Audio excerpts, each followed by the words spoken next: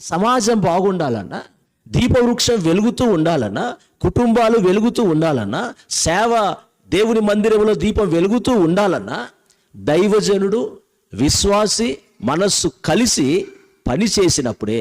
ఏ దేశమైనా దైవజనుడు పాలకుడు కలిసి పనిచేస్తే అప్పుడు ఆ దేశం క్షేమంగా ఉంటుంది, అభివృద్ధిలోనికి వస్తుంది. చరిత్రలో కూడా గమనిస్తే దావీదు రాజు, నాతాను ప్రవక్త, వారిద్దరి మధ్యలో మంచి సంబంధం ఉంది, ఏక మనస్సు ఉంది. కనుక 40 సంవత్సరాలు అక్కడ దేవునికి మహిమ వచ్చింది, ఆ దేశానికి క్షేమం వచ్చింది.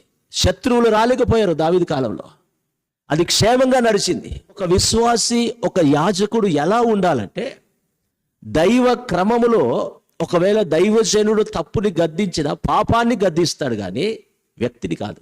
వ్యక్తిలో ఉన్న తప్పుడు స్వభావాన్ని, తప్పుని గద్దిస్తాడు.